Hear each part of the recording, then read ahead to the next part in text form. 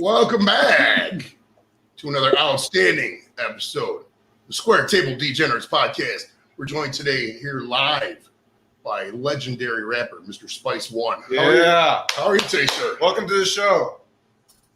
What's up, man? Glad to be here, man. You already know shit. Hell yeah. Yeah. Hell yeah. This is going to be a heavily marijuana-based show for those of you who don't know. Because that's how we roll. Marijuana-based. I can dig that. Literally. That's literally how we roll too. Literally, it's just what we roll up on with blunts and everything else. So what little information I can first find out you about on the internet, who says you were born in Texas. Now, I got to ask, first off, is that part true? Yeah, I was born in Texas. I moved to Oakland before I was even 1 year old, though. But I always, went back and forth from Texas to California. So, I kind of learned both urban cultures and shit from both areas. You know what I'm saying? Like I seen how the girls in was dancing in Texas, and I come back to Cali and I see how the girls dancing in Cali. It was a whole different vibe even back then. You know what I'm saying? So I mean, it's cool. It's cool. So what brought your family from Texas to California? I just think my mom wanted to change the scenery, do something different or whatever. So then we all migrated from Texas to San Francisco to Oakland, and we ended up in Hayward, maybe like 15 minutes from Oakland, 10 minutes from Oakland, and I ended up growing up there out in the northern part of the Bay Area, or the east side of the Bay Area, Northern California. Shit, sorry about that. That was another stream ahead. All right. So how many brothers and sisters do you got? I got 2 brothers and 3 sisters. Okay. Are they older or younger? I'm like the second oldest. Okay, so you got picked on a little bit, but you still got to give it out to your younger brother then. Yeah. I got older or whatever. Sis was like, okay, I can't fuck with you now. You know what I'm saying? You big ass nigga. I was like, okay, yeah. You better call mom because I'm gonna fuck you up. You better chill out. Hell yeah. So what was going to school out there in California like? Like what'd you do for fun when you were growing up? How was it? It was cool, just getting into a lot of stuff. I played a little baseball, but you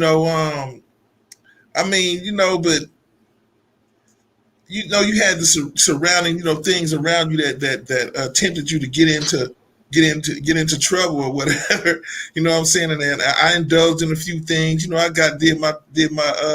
Had my share of bullshit and trouble when I was a kid, like everybody else. But overall, it was fun growing up. You know what I'm saying? In the hood where I was at, it was Hayward at that time. Hayward had a lot of black people, and it still do. But it was just like a lot of blacks and Mexicans, and we would party at night, party together, or whatever, and go to school together and everything. But everything I learned from the Bay Area, from Hayward. You know what I'm saying? From Hayward, Oakland, from the east side of the Bay Area. Okay, so you went to Mount Eden High School, is that correct? Yeah, I went to Mount Eden High School. Okay, did you play sports in high school? Football, basketball, anything like that? Well, I tried to play sports, but I guess my grades wasn't good enough and shit. You know what I'm saying? And the cats I hung around with really wasn't trying to help me get no A's. You know what I'm saying? They wasn't trying to help me get no A's and B's in class, whatever. So, I ended up, doing what everybody else was doing, trying to sell some drugs or smoke some weed, trying to make it do what it do. Until I was always into hip hop until, I figured out people like my music, you know what I'm saying? Then I started focusing on that shit. So what sort of music did you start listening to when you were a teenager, like coming up through high school and all that? Like what were some of your early artist styles and influences and whatnot? Well, I was listening. We had like, we had like the Keith Sweats and the Bobby Browns back in the day. In the New Edition and all of that R&B, where we didn't have auto tune. The only person who was doing auto tune or anything was Roger Troutman. And then we had our hip hop as far as you know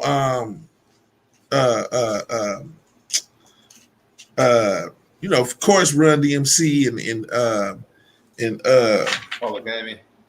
Public Enemy, but I'm trying to think. It was on my label. One Love. Houdini, yeah, Houdini. We had KRS-One. I was listening to a lot of that, a lot of KRS-One, a lot of Ice-T. Back in the early '80s. After I went on my little breakdancing binge. I remember I was in grade school when the breakdancing stuff came out. I remember they used to tell us we couldn't breakdance in gym class and stuff like that, but like the physical, I wasn't a teenager then, so I wasn't totally into that. That was a unique time, wasn't it? With the pad and shit like that. We was. I'm feeling some of that shit today. You know what I'm saying? I think I feel some of that shit right now. You know what I'm saying? That's why I'm hitting this bud like this. Help my backiotomy. I got a backiotomy. Yeah. There was this guy we're from Cleveland, and there's I go to Cavs games quite a bit. There used to be this guy for the Cavs dance team. He would go out there every time and just straight spin on his fucking head like a top. Every day he did it. I don't know how he must have just done neck lifts all day, just get them neck muscles. My head would fall if that happened. Man, I think it's still some motherfuckers out there with some brain damage from doing that shit.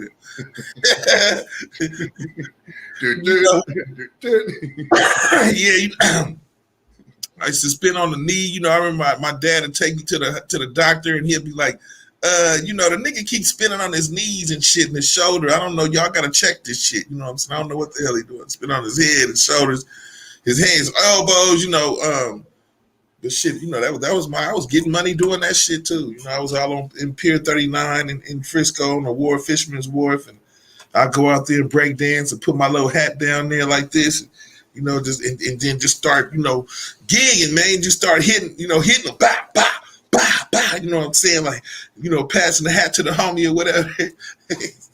You could do that stuff on the West Coast. You can't do that in Ohio because it's like fucking 10 degrees half the time. So you'd be like, freeze.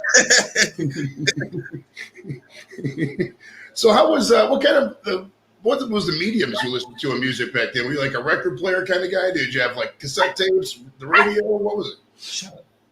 I had like, I had like a CD or tape or whatever. I would have sometimes I would put to record. I would put two radios on the side of each other. And press play on one and then press record on the other one and then rap to the instrumental beat on there. I had my own little studio. Then I go pass the tapes out. You know what I'm saying? So, I mean, tapes was cool because if they broke, you can splice them, you can fix them and put them back together. You know what I'm saying? These cats don't know nothing about tapes now. They all about downloads and digital shit. We had that analog back in there, that good analog. Tapes were good until they got eaten up by tapes. Nobody around still has a tape, I bet, because they all got eaten up at some point. Like the 3-4 year mark, your tape was just gone. Yeah. Like if you got a tape right now, you are real. You can hold on to some shit. Because I went to a few different countries and they had my tapes, and I was tripping on that. Like, how the hell you hold on to a tape? Like, you take good care of shit. You know what I'm saying?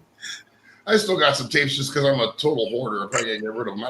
It's like I don't really want to throw them away, but I don't know what I'm going to do with them. You know what I mean? Because it's like I don't even have a tape player. I still have them too. I still have a cassette tape player. I still have a couple of them. Yeah. I got a bunch of VCR tapes. I still got a VCR player. I got like a CD cassette hybrid. Wow! Like, hey, what was they called? Them when they had the little tape. You put the tape in there.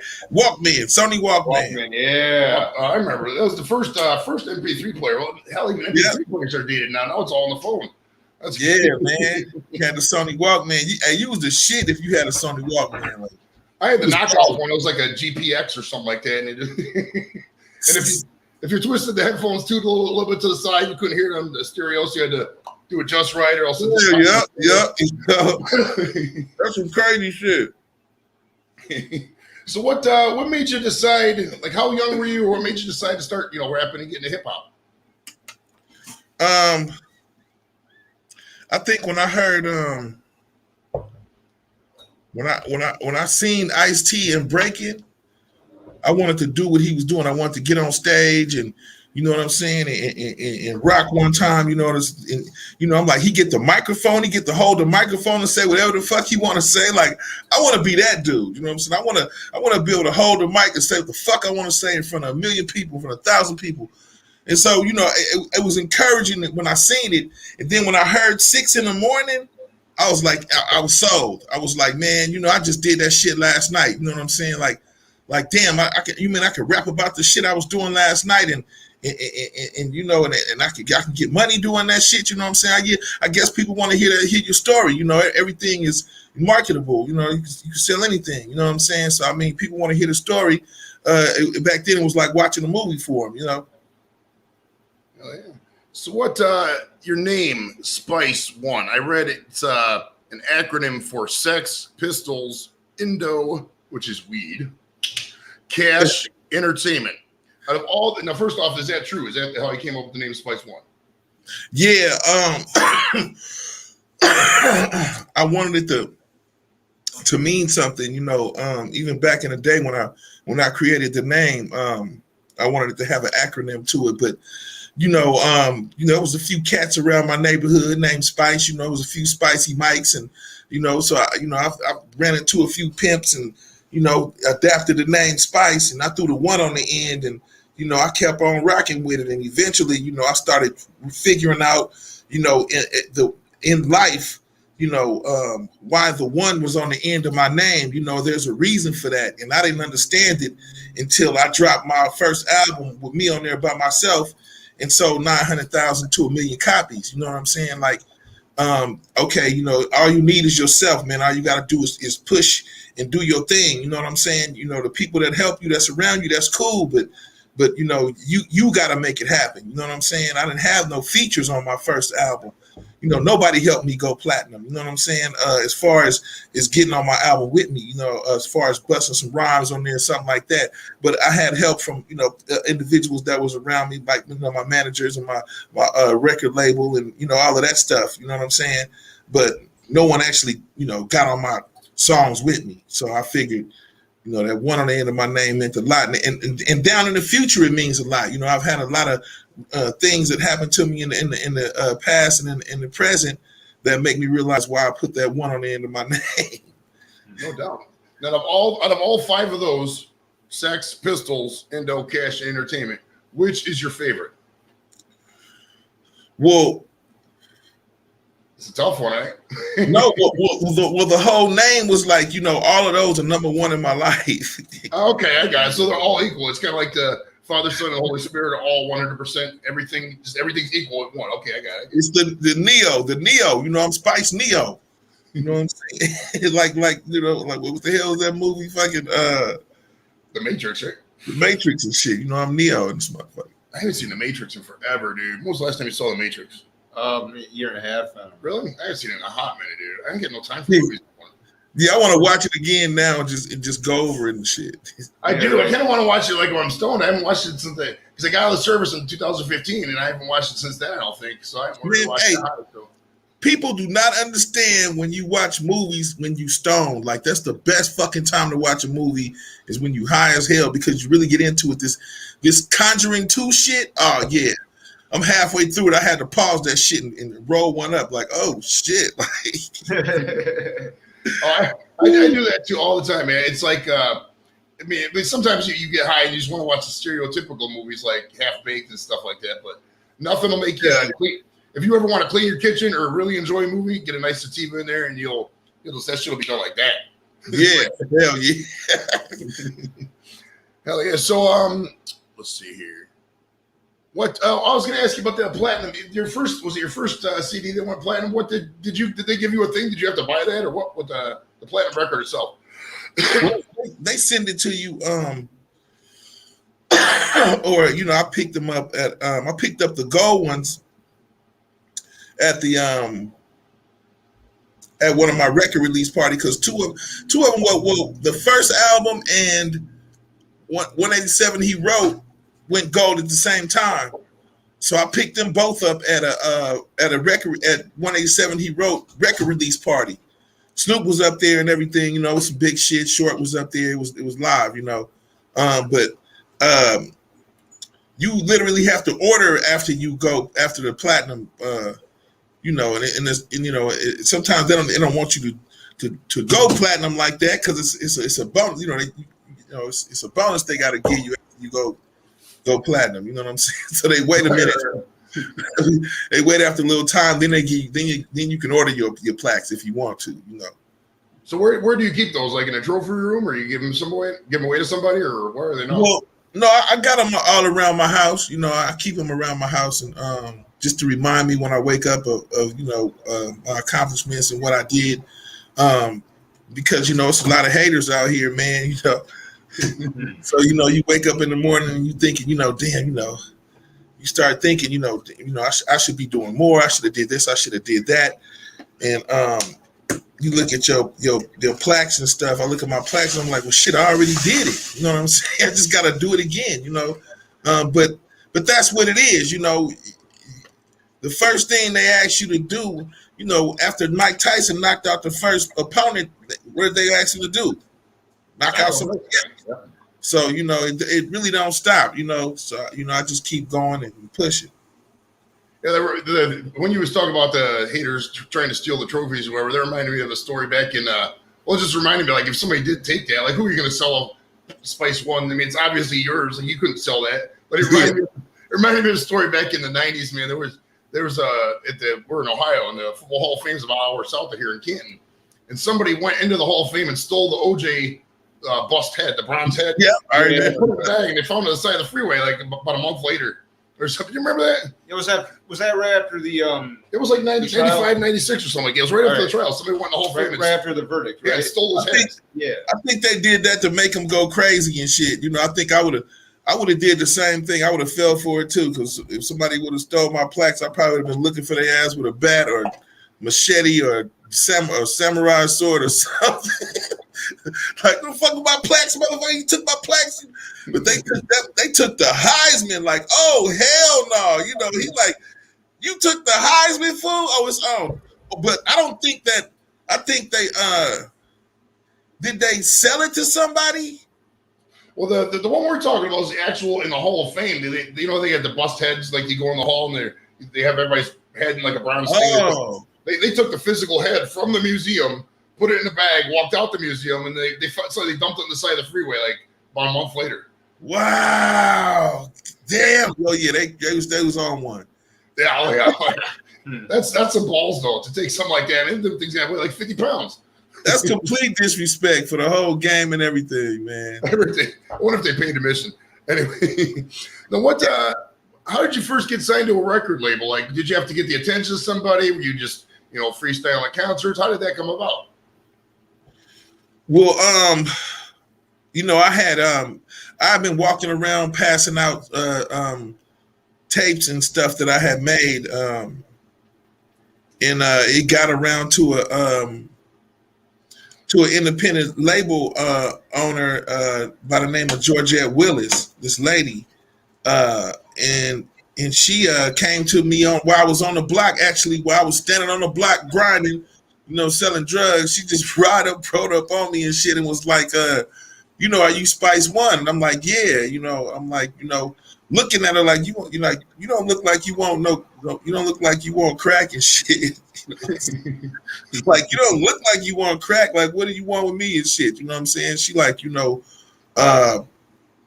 I heard you got some good music. I want to check out some of your music. Do you have on a record label and about Triad Records? And do you have any music on it? I gave her a CD. I gave her a tape, and she was back at me the next day. I gave her my number and a tape. She was back at me the next day. I wasn't even old enough to sign a contract.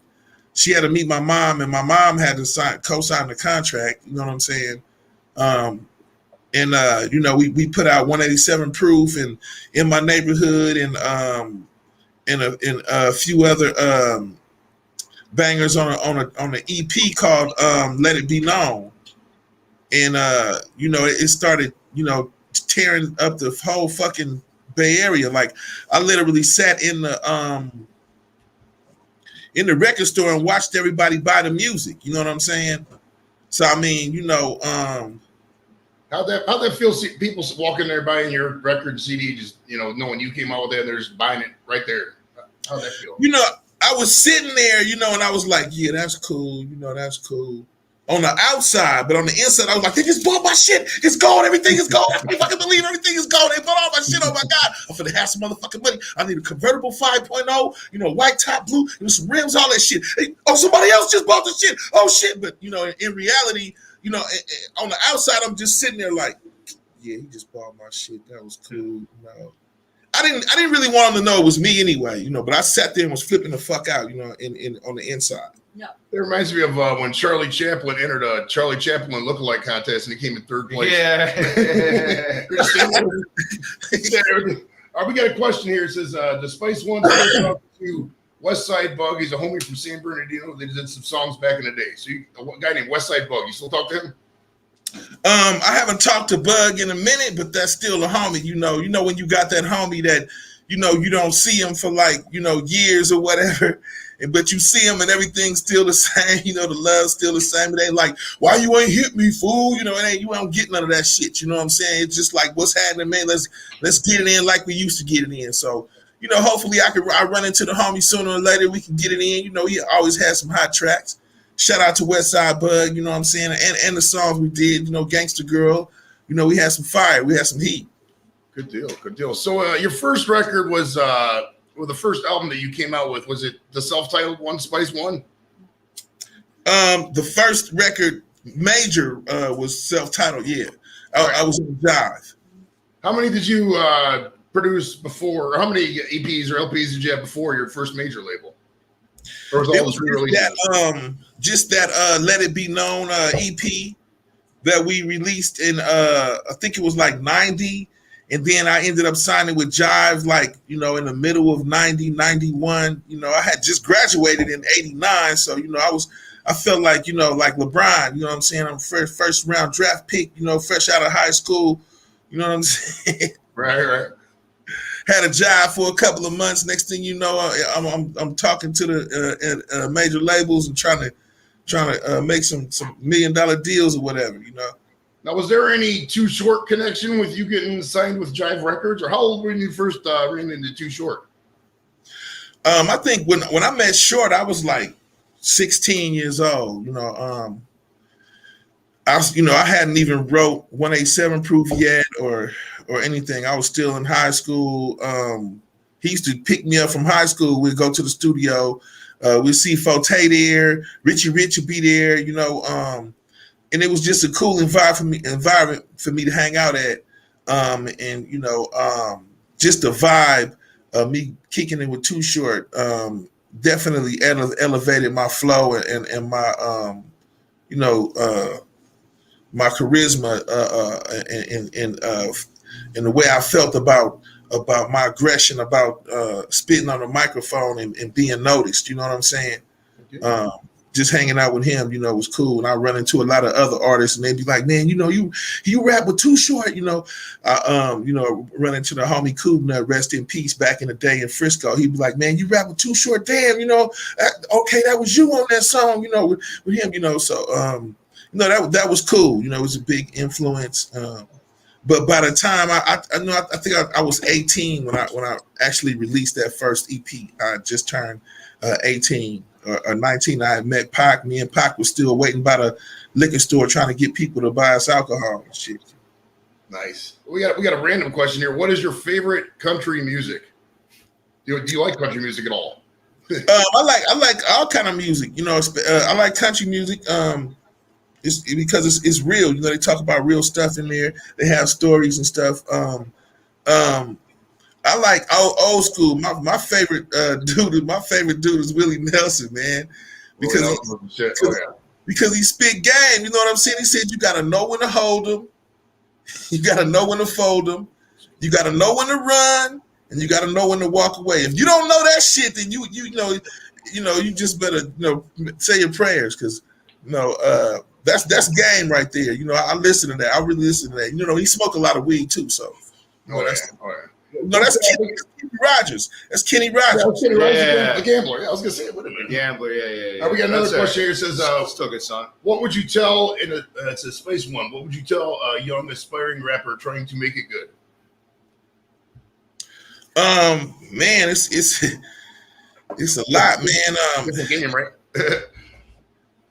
Just focus on your if you got the talent, if you got the music and the rap and the spit, just focus on your marketing and promotion, and really think of some good guerrilla tactics to market and promote your music, because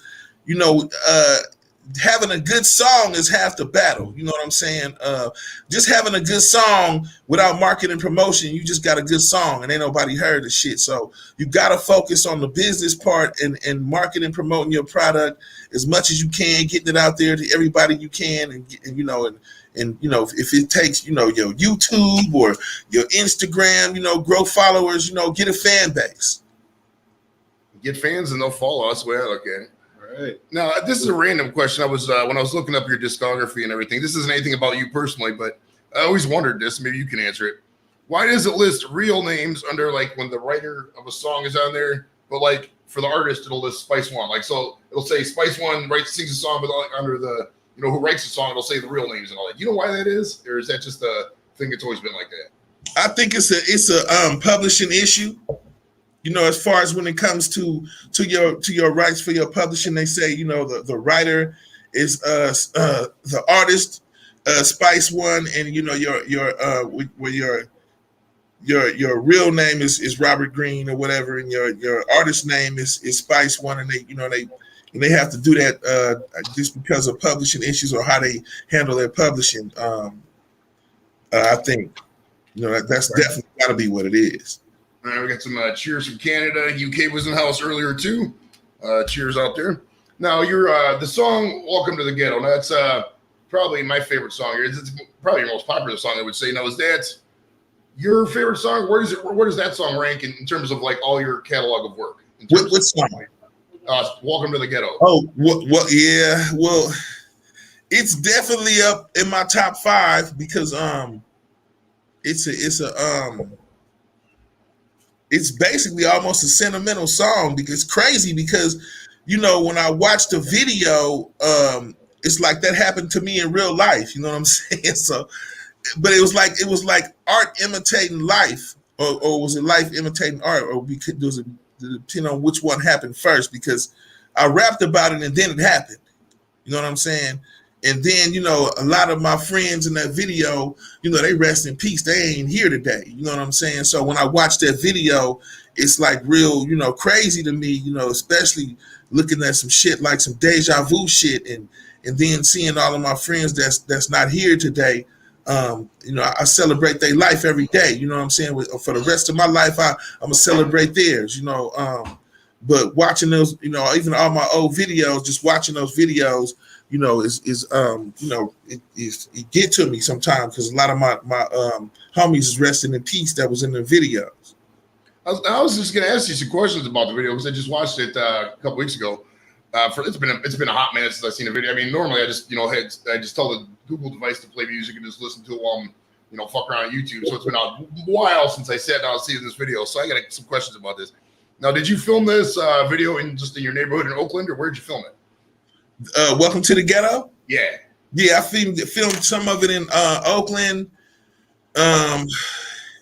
in the 40s neighborhood, and I filmed some of it in Los Angeles after the riots, the Rodney King riots and stuff or whatever. I don't know what I think it was the LA riots. It was like burning. It was a lot of shit being burned down, and I think it was either the Rodney King or the OJ verdict riots.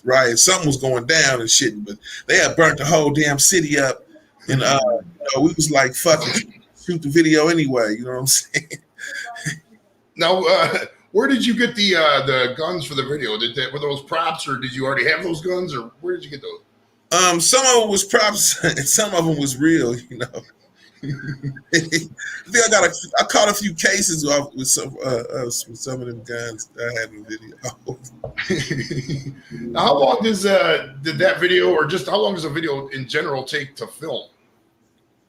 Welcome to the Ghetto. You know, it usually takes a whole day at least.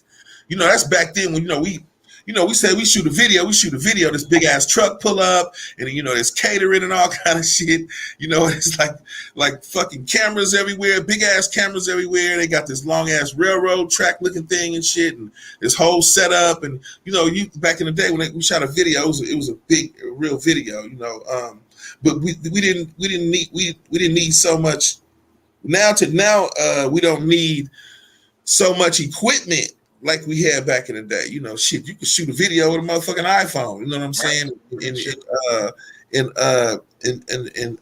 edit the shit on your laptop, on your tablet, on your MacBook Pro or whatever. You know what I'm saying? So I mean, shit.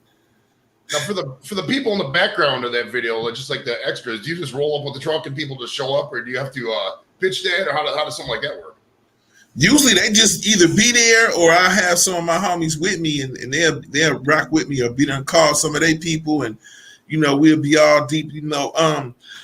Welcome to the Ghetto. Depending on what I was, the stuff that I was rapping about, it couldn't be denied. So whatever hood I went to and said what I was saying, they were definitely gonna be in agreement of what I was talking about. When you do music like that, either you got to be from that neighborhood, or if you in a totally different neighborhood, you got to be talking about some real shit and talk about some shit that's not offensive to the neighborhood that you in, and everything. You know what I'm saying? So I mean, Welcome to the Ghetto was me, being. It's a song I could go everywhere and do the video to anywhere in anybody's neighborhood, and they was gonna respect what I was saying. You know what I'm saying? So that was cool. Now, did you choose black and white on purpose, or was that just cheaper to film with, or was that just the style at the time, or why'd you pick black and white for that video? They wanted to do black and white. Black and white actually was more expensive. Oh, wow. For the black and white film, and I don't understand that myself. Like, why is black and white more expensive than color film? You know what I'm saying? But they wanted to do parts of it in black and white and parts of it in color. Now, what would you say is more of an anthem, and just in terms of hip hop? Welcome to the Ghetto, or Bout It from Master P? More of an anthem. Well, Bout It, is like, I'm gonna be honest, Bout It is like, more of a theme and an anthem. Welcome to the Ghetto was like, more heartfelt, like me being conscious and really explaining what you go through on these streets every day in real life. It wasn't even meant to be nothing big or anything. It was me just spitting some ghetto poetry to some nice tracks and expressing my feelings about what was going on around me. You know what I'm saying? Mm-hmm. You don't know who like your music until it get out there. You know what I'm saying? So, mm-hmm. But definitely, Bout It was like more of a hip hop, like a ghetto theme.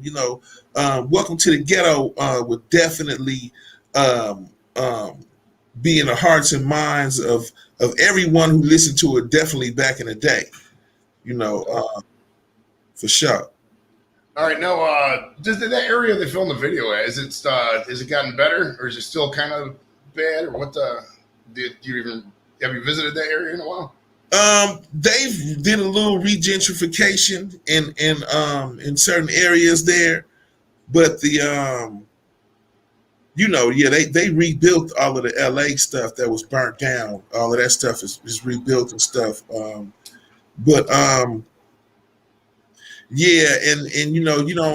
It's some of the neighborhoods you really don't even recognize no more. You know what I'm saying? And some look the same. But the neighborhood in Oakland in the 40s, it's certain parts are regentrified, but other parts are still look the same. Yeah, a lot of stuff is left Oakland, man. They lost the Raiders, they lost the Dubs.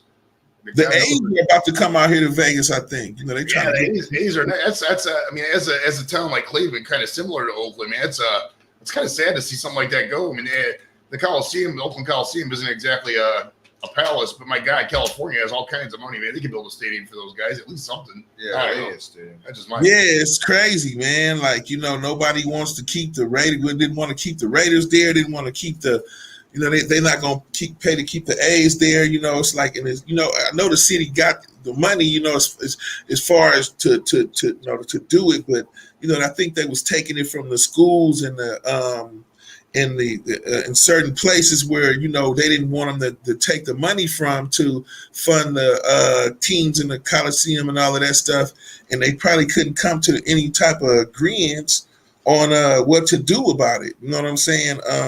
Or who was going to come and back the A's and the Raiders up and put some money into the project or whatever. So I mean, you know, it's probably one of them issues. I remember it being something like that, you know.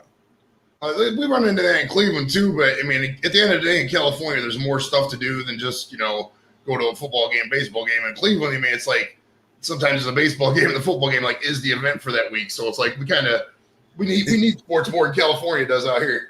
Frisco is where all the money at. You know what I'm saying? The Flatlands in Oakland on the east side of the bay. You know, we really don't get too much love over there. It's kind of like New Orleans over there. ain't really too much going down unless once you get past Fremont and San Jose. When you get towards all of them areas, and things get a little better. But you know, the whole east side, that whole part of the area, people like, you know, want to go out there and kick it. You know, where can I go to Oakland and hang out? And I'm like, nowhere, motherfuckers. You crazy? You want to go somewhere and hang out in Oakland, niggas? You crazy? You know, shit. And it get crazy. You know, it's just like Hollywood and shit. You know, now Hollywood is not Hollywood anymore. Hollywood is Hollywood and shit. Like Hollywood is so bad. If anybody in the chat's ever been to Hollywood, you know what I'm talking about. You go there, you think it's going to be like, oh, Richie, and it's like liquor stores and pawn shops. It looks just like any Hollywood. It's good over there, man. Hollywood is, you know, you got all of the gang bangers, everything over there, the bums, everybody over there. You know what I'm saying? I go over there and I feel right at home. You know what I'm saying? I be like, shit, hey, I feel like I'm back in East Oakland in the Bay Area. You got to go to Beverly Hills is where you want to be if you want to see all the cool stuff. That's where all the money's kicking it at. Hell yeah, you got to go to Beverly Hills. Totally, man. So the song "Trigger Got No Heart" on the Menace to Society sound. How did you come up with the idea for that song in particular?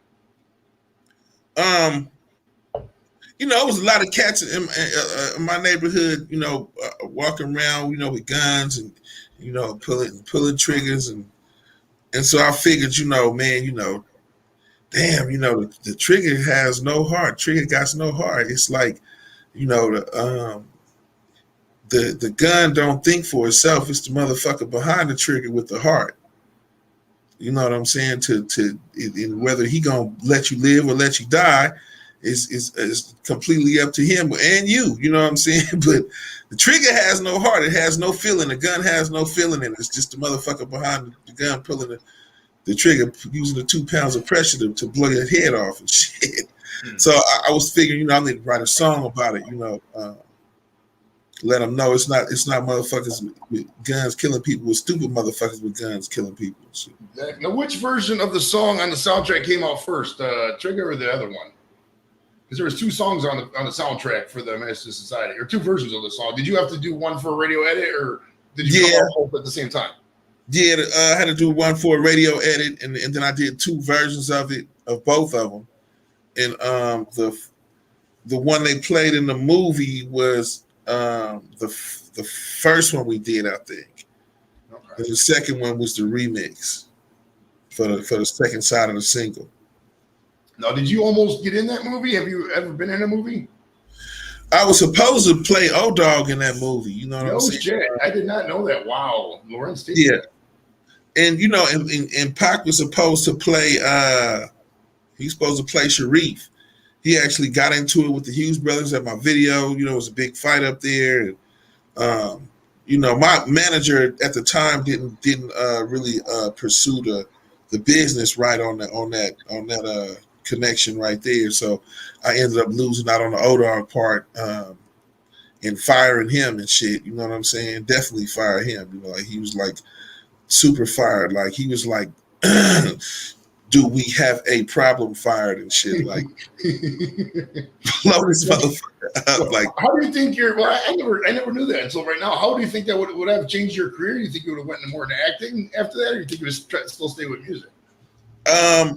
If that part would have went good, I think my career would have went a different way. It would have went in a few different ways.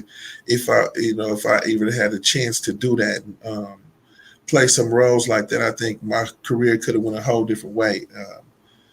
I might have been writing movies. I'd been able to write movies and stuff. Maybe I would have got into it a little more. People say they like the stories I write and stuff. Maybe I would have wrote more movies if I would have had different mentors around me.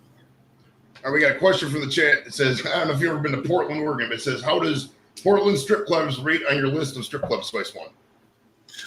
Oh man, yeah, I love Portland strip clubs. Man, I think I went to a few back in the day or whatever, you know.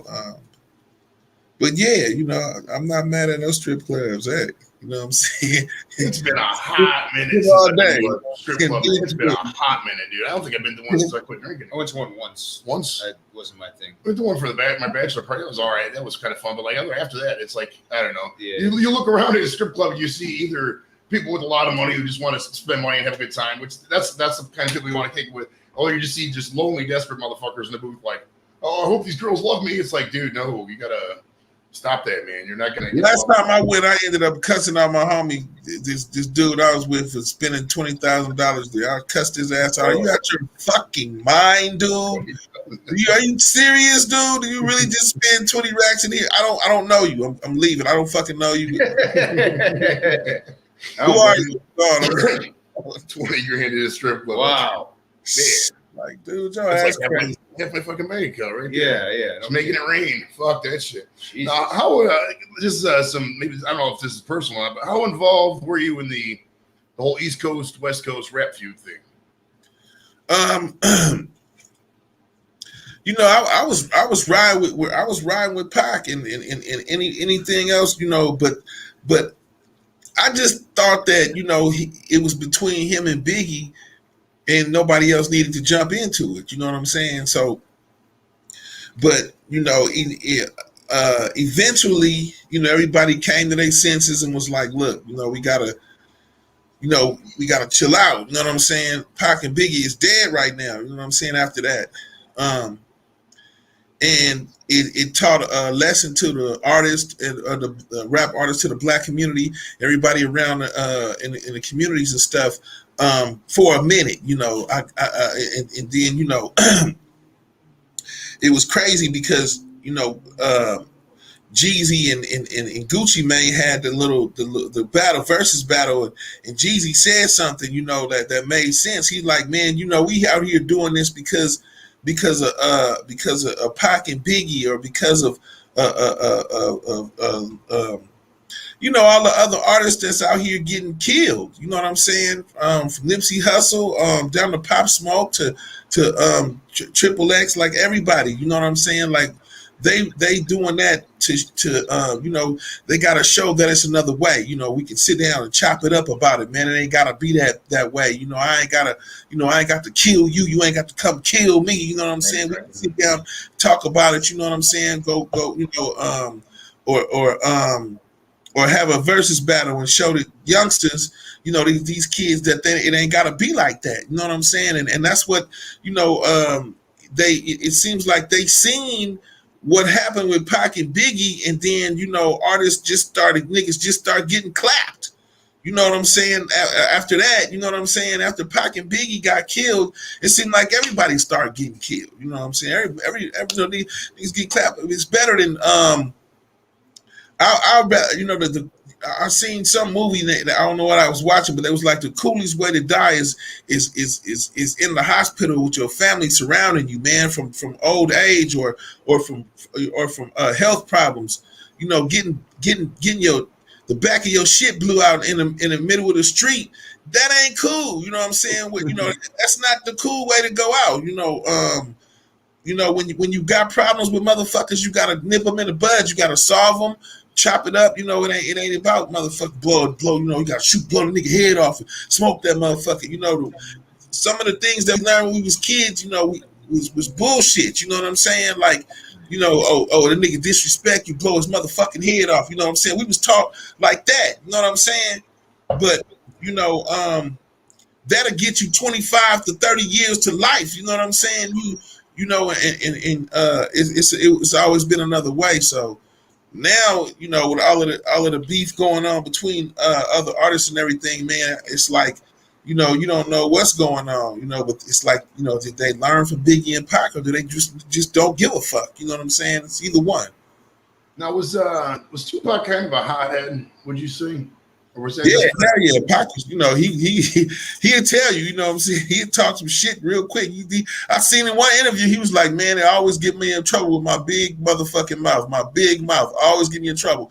And he was right. He talk a lot of shit. He'll say, you know, but most of the time when he was talking shit, usually he'll be right. So, you know, I couldn't just be like, man, you know, you saying the wrong shit, because I would be listening to him and I'd be like, yeah, you is kind of right. Like, that shit is some foul ass shit you talk, you know, motherfuckers is doing. So, you know, it was always, you know, that's what it always was. Like, damn, he right. I can't really say shit. It takes me to the night, fateful night, September 6, 1996. This is Mike Tyson's second fight out of prison after he beat McNeely. I interviewed McNeely. If you're watching this for the first time, go back and watch my McNeely interview. It was a fun one. And then he's fighting about Bruce Seldon. If you guys don't remember this fight, there was a big thing in boxing going then, and the people were getting sick of it, paying $50 for like 1 round knockout. So at the time, what they did, they were like, okay, $10 a round up until like 5 rounds, and then after that it was $50. So if like there was a first round knockout, they pay $10 for the pay-per-view. So it went like 3 rounds, I think. So yeah, it was like $20. But now, correct me if any of this is wrong after this part, but it says you were recording a song with Tupac and rapper Cocaine called Fame earlier that day. Is that correct? Yeah, we was recording Fame. The plan was, you know, Pac was like, man, you know, Tyson said he just gonna knock dude the fuck out and we gonna go party. I was like, cool, you know what I'm saying? I'm gonna meet you up there. And he was like, you know, nah, come with, just hop in the car with me and ride out now. You know what I'm saying? I was gonna leave my car and just hop in with him and ride out there. But I was like, man, I need some fucking clothes and everything. I need to change my clothes and shit. So I was like, man, I'm gonna meet you out there. I'm gonna go change my clothes and shit. I got some fly ass shit at the house I want to put on. You know what I'm saying? And so I went back to the house to change my clothes and all of that shit. Shit, by the time, you know, by the time I changed my clothes, the fucking fight was over. You know, Tyson knocked dude the fuck out like 5 fucking minutes. Like, what, even that long? It was like a few minutes and like first couple of seconds of the round and shit was, because me, he knocked the fuck out and then it was time to go party and shit. So I was like, oh shit, you know, fight over already, you know. And then, you know, maybe 30, 40 minutes later, I get that call, you know what I'm saying? Saying Pac got shot, and you know what I'm saying, and you know it was a common call. You know, Pac got shot. You know what I'm saying? Oh, that nigga, you know he gonna wake up and shit. Tell that nigga when he wake up to come smoke one with me and shit. You know what I'm saying? And so you know, I'm thinking, you know, he gonna live through the shit. You know, he probably. They didn't say, you know, Pac got hit this many times and he got hit in the head and all of that shit. They didn't say all of that. You know, they just told me he got shot. You know what I'm saying? So I'm thinking, you know, okay, you know, he got shot. He gonna come up out the shit and hit me tomorrow or something. We gonna chop it up. But he never came out of it. You know what I'm saying? So, you know. So what was it? What do you think to the people who say this is a ridiculous question? Forgive me for asking this, but there is like probably the same percentage of people who think we didn't land on the moon probably still think Tupac is alive. What would you say to those people who still think there's conspiracies out there that, you know, Tupac's still around and doing stuff like that? I'll say, call me and we gonna call Mo Preem, Pac's brother. We gonna ask him if Pac's still alive and see what he say and shit. You know, if I called Mo Preem and said, you know, hey, you know, Pac's still alive and shit, he'll send some people here to put me in a van and take me to a room that's you know a room that's padded with some padding in it, and I'll be in a straitjacket. Like he'll be like, Spice, what the fuck wrong with you? You okay? You know what I'm saying? You crazy? You know, Pac is gone, right? You know what I'm saying? Like, but you know, in a way, you know, if I kind of just be like, you know, if y'all want to think Pac's still alive, then fuck it, you know, think Pac is still alive. You know what I'm saying? You know, yeah, Elvis still alive. Shit, you know what I'm saying? Everybody else, you know, a lot of other artists they think still alive. Shit, some people thought I was dead. You know, I've seen some motherfuckers. You know, I got shot in '07. Motherfuckers thought I was dead. You know, I walk up on some of my fans. They look at me like a ghost and shit. You know, you ain't Spice One. Spice One is dead. I'm like, I'm not fucking dead, dude. I'm right here. You know what I'm saying? So I mean, you know, this shit is crazy. It's some legendary shit. You know. I totally forgot my next one. Damn it. Oh, that I Got Five on It remix. No, whose idea was that? Did they just take everybody who was a pothead and just said, "Hey, come here for a video," or what was? How did that go down? That was that was, you know, the Lonely. Well, we had all knew and liked the song. Everybody that got on there knew the song already, and we already liked the song. We was already, you know, into the song and stuff. And so when they called us to be on a remix, you know, it was like, you know, shit, no brainer. Like, hell yeah, we all gonna go get down. So, you know, as soon as they called me to come up there, I left. I don't know what I was doing. I was recording, or I think I was with the Tonys or something. I don't know what I was doing, but I dropped everything and I was with Tony or something. I don't know who I was with. I like dropped everything. Like, I'm gonna go drop this verse right quick, you know, because I record fast. It don't take me too long to write nothing, you know what I'm saying? Or sometimes I just freestyle some shit, and I ended up like freestyling half and writing the rest on the 500 remix. You know what I'm saying? Do you like those the collaborations better, like where you just featured on something, or is it would you rather produce your own shit? You know, what's easier for you? What freestyling or writing? Or just being on somebody else's tape, hey, Spice, do, you know, a minute on my song, and then, or, you know, you doing a whole song. Like, what would you prefer to do? What's easier for you? Man, it's all just easy because I love doing it. So it'd be like shit, you know what you need. You know what I'm saying? It's like sometimes I'll record songs and record over, you know, verse, because I be having fun in the studio. I gotta have my rapper weed and shit, you know. Now, how much weed did you guys go through when you're filming the I Got Five on It video? Did you guys go through about an ounce or so, or what? Man, we probably went through a few pounds up in there. You know, we smoking back to back, man. You know what I'm saying? We doing the I Got Five on It. You know, it's like me personally. You know, I'm smoking back to back. You know, I was smoking till I pass out and then wake up and smoke some more and shit. So that's me. No, we got a question for the chat. Room Rush, Roomy, my buddy Roomy shouts. He's from Cleveland too. He says, "Do you play Madden or 2K?" I played 2K, man, but I just erased all my shit on 2K on accident. I've been so pissed off. I didn't even try to go back and play. I had all the motherfucking players, man. I had Dr. J, 99% Dr. J, 99% Jordan. I had every fucking body. Pimping everybody, man. I lost all my shit. I'm about to lose my mind now. And I just can't even get on my game no more. I'm just discouraged. I can't even do it. I'm gonna have to start all over with my player and all of that shit. Oh my God. But yeah, I play 2K, so you might see me on there in a couple of days once I get over my loss. Okay. What do you think? We're in Cleveland, obviously. What do you think of Machine Gun Kelly? Do you like him?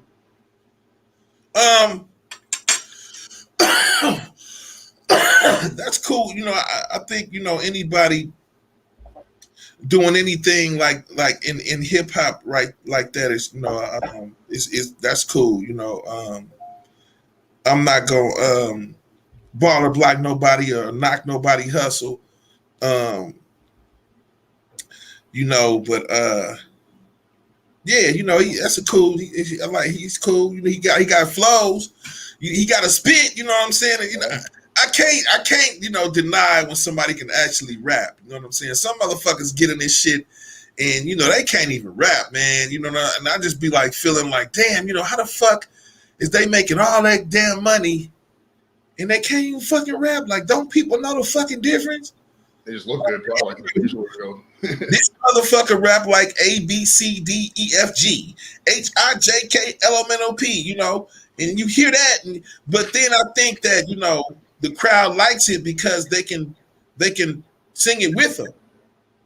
You know what I'm saying? Oh, yeah. So they like ABC rap. You know what I'm saying? That's cool with them because they can sing the song with the artist.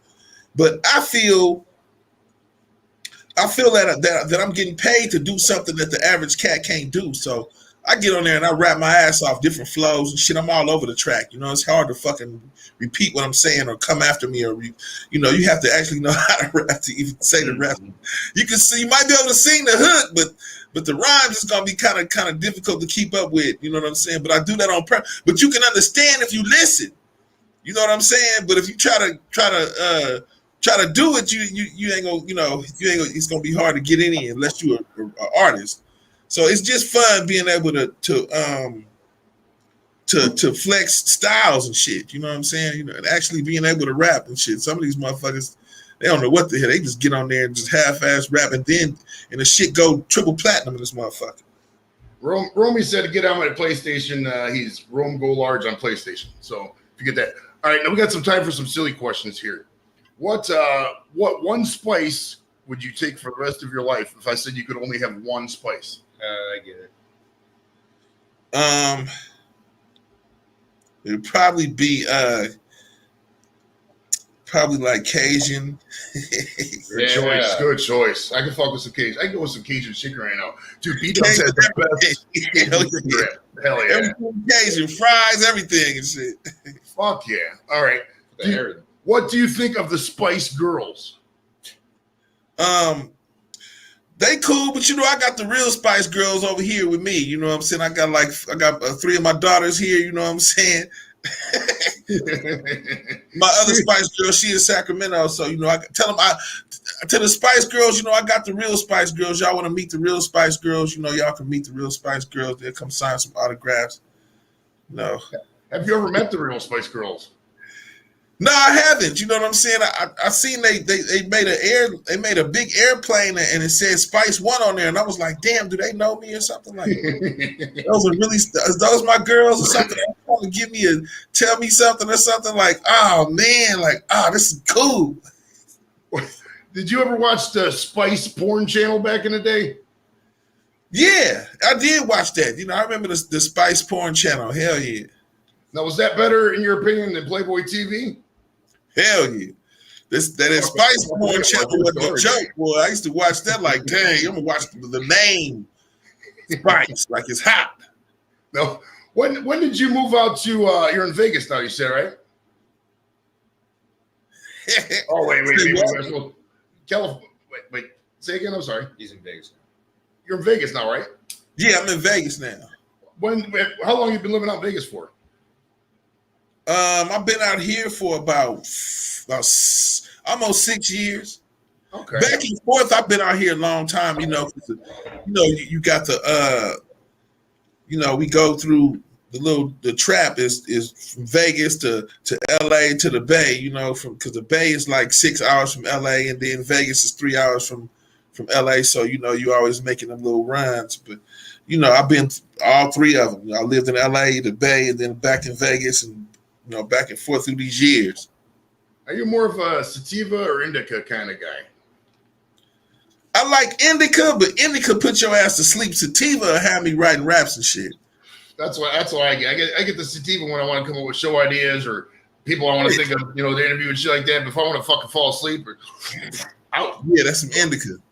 Out, God. You get any favorite strains or anything recently that came out, or what's your go-to? You know, I kind of like anything with cookies. in it because I like the how thick it is and how heavy it is. You don't have to, you roll up a blunt. It's like it's heavy. You know what I'm saying? I like the how thick it is, and the smoke be thick when you got some real cookies. So any strand of cookies is always cool for me. I love the smell of cookie strains. They had a strain called Sugar Cookie. It was out, I think, last year. Oh, it's been out for a while, but it's a really good smell. Are you are you touring again? Yeah, hopefully, we do something this summer. You know what I'm saying? Me and Snoop got this new song or whatever that Can't Forget, and then I got my video I just released yesterday, Black Lambo, along with the single. It's been out a while on all of the digital platforms. So, and I got a few more songs I'm gonna be dropping this summer and doing videos to this EP I'm releasing called Night Rider. So, stay tuned. I'm gonna be pushing and doing everything I do to entertain. You know what I'm saying? I'm looking forward to trying to do some movies and everything. So, y'all just stay tuned and check me out. Heck yeah. How do people get a hold of you, Mr. Spice One? My social media, as far as my IG, would be the Real Spice One, and so is my Twitter, the Real Spice One, and you can go to Spice One's fan page on my Facebook and check out all of my new videos and everything I'm releasing, and the pictures with me and Mike Tyson out here kicking it with Floyd Mayweather Sr. and his son, and smoking big, and with Mike Tyson new strand out here in Vegas. The new video, we shot that out here in Vegas. We shot here, having fun, man, especially since it's open back up. It's party time out here now. So anybody come out here to Vegas, you know what I'm saying, look for the Black Lambo video, you know what I'm saying? Lamborghinis everywhere, going 100 miles an hour down the strip. Blah, blah. Hell yeah. Well, thanks for joining us today, sir. Really, before you go, we got one more question. Who do you like to win the NBA this year? Now LeBron is out of it. Man, I didn't, after the Warriors was out of it, I was done, you know what I'm saying? And then the Lakers was gone. I was like, man, but that what's his name, man? Is it Booker or what is his name? Devin Booker from the Suns? Yeah. Yeah, that dude is easy. It's not a game with that dude, huh? It's not. Who's still in it? No, Denver's still in it. Milwaukee. Phoenix, yeah, I think the other Clippers are still in it. Sixers, and damn. I'm not gonna lie, I haven't watched one game. Right, because they took away they don't show the Cavs games on YouTube TV because of some contract dispute. So I'm like, whatever. But wow, that really made me like, oh, my game! I can't believe I erased everything. I'm about to go nuts, dude.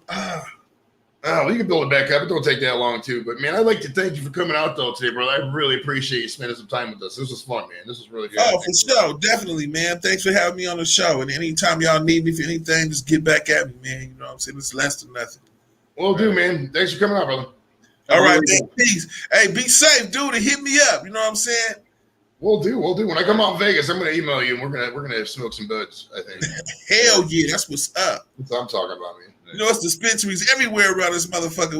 We can smoke like a broke stove in this bitch. Fuck. How much is an ounce of shake out at a dispensary in Vegas? Just let me know real quick. Man, you probably get an ounce of shake for like hardly damn near anything, dude. $30-$40 or something. Oh, nice. I can fuck with that because I'm about $60 I pay up in Detroit, so that's for the premium shake. So I'm yeah.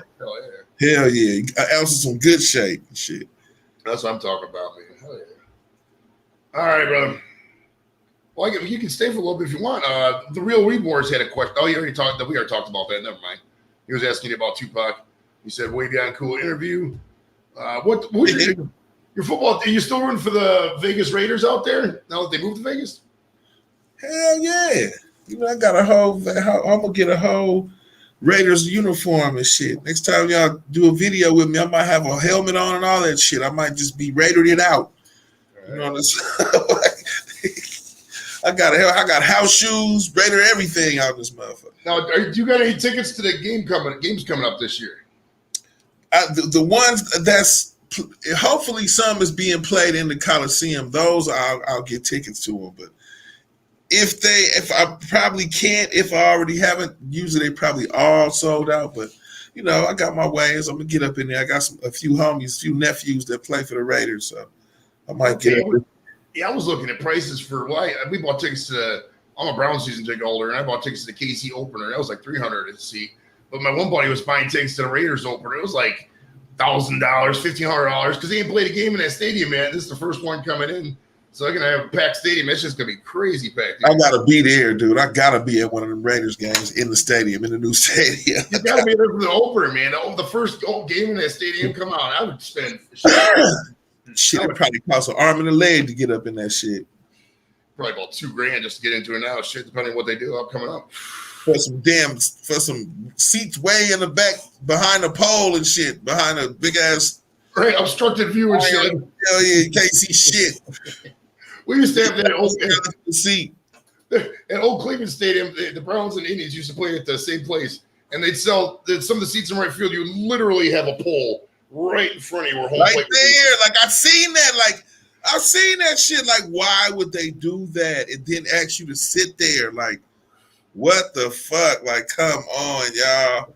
Come on, y'all. Every stadium that got that pole in front of that seat right there, y'all is wrong for that shit, man. Move that shit or move the seat or something. Like, that shit is... Ain't a motherfucker gonna pay for that shit, too. A couple of $100 for that seat. Then the usher's gonna tell him he can't get out the damn seat so he can see the game. Have you ever toured in Cleveland? Do you have any Cleveland memories up here? Yeah, I came out to Cleveland like, you know, back in the day. I've been out there in a while. It was just, you know, Cleveland was hood when I got out there back in the day. You know what I'm saying? It was hood as hell. You know, but I didn't know Bone Thugs was gonna pop up out of Cleveland. Like, oh shit! But then after being in Cleveland and knowing his hood like that, hey, that type of shit might come up out of Cleveland. You know what I'm saying?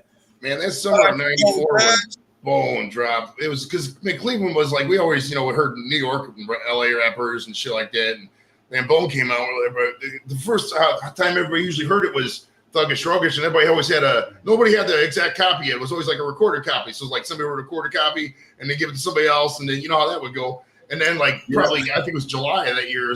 I was a senior that year. It was July that EP dropped, man.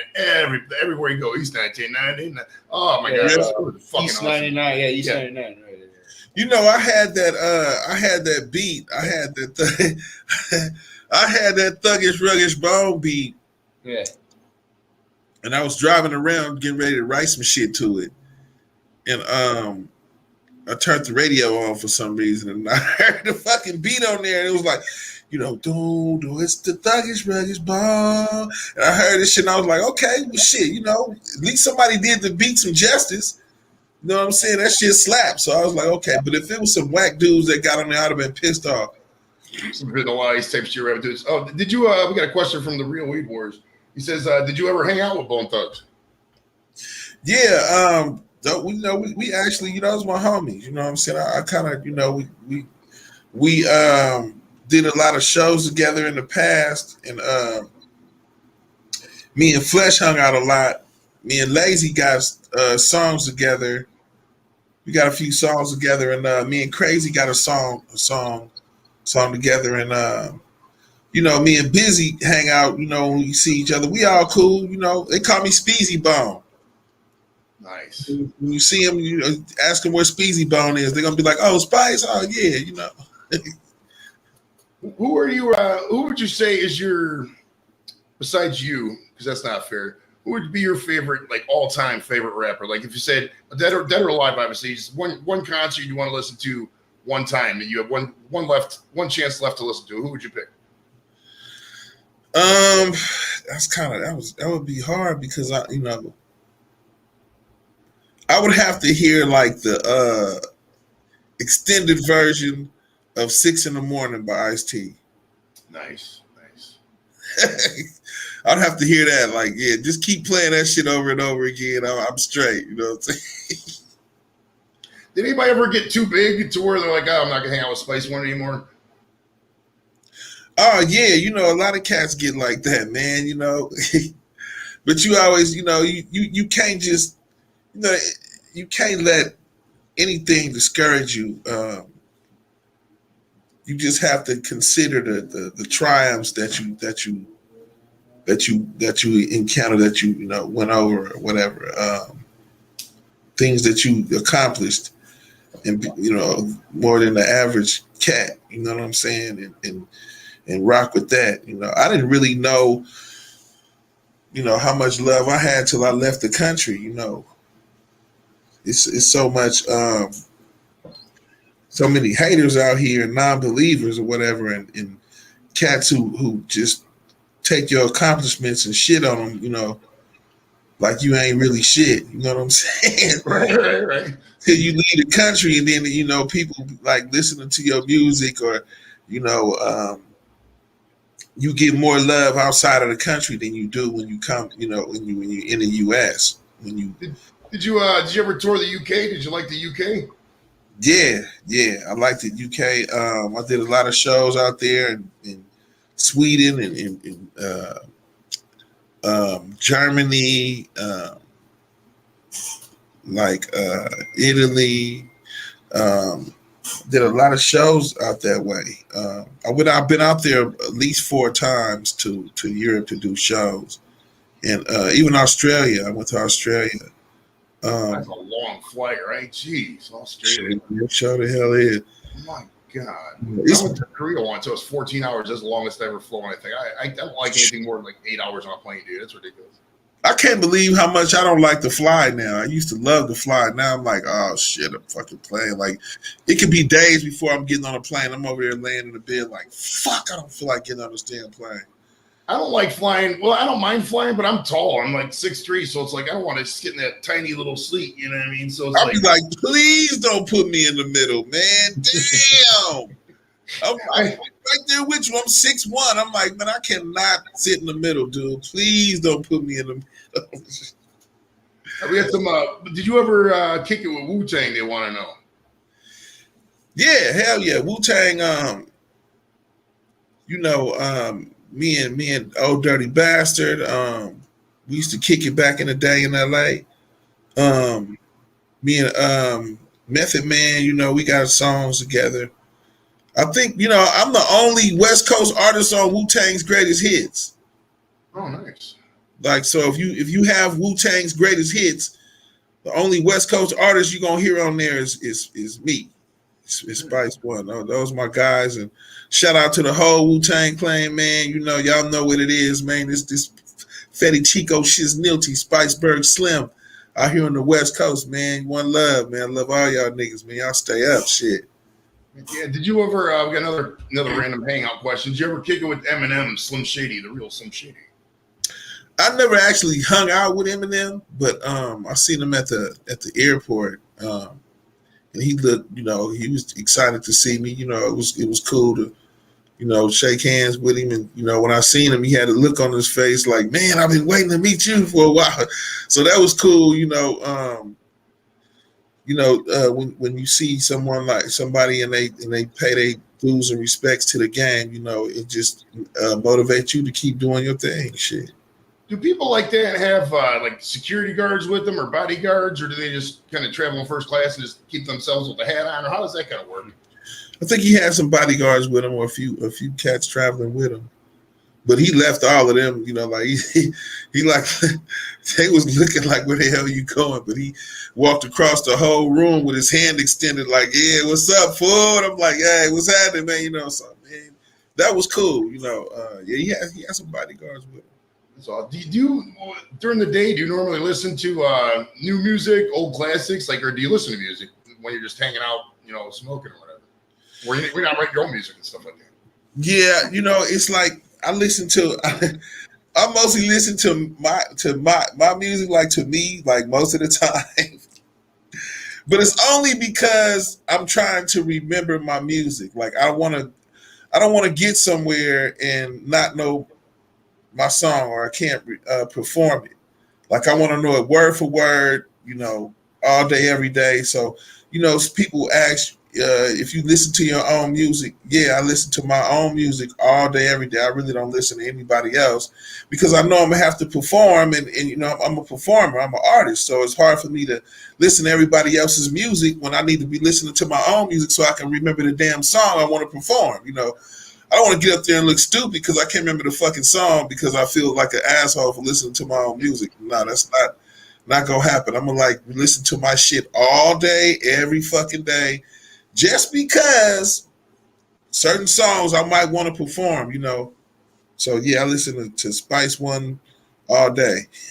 Now, have you ever? Now, this has happened to me because I've gotten. I do. Me and Pat, we're just kind of stand-up comics by trade, but I've gotten up on stage and because I smoke a lot of weed, I forget a lot of shit. You know how it goes with the, you know, the old gray mirror shit we used to be kind of thing. You ever get up there and just totally forget a lyric or something, and the people noticed it? Not you noticed it, but like somebody else in the audience noticed it.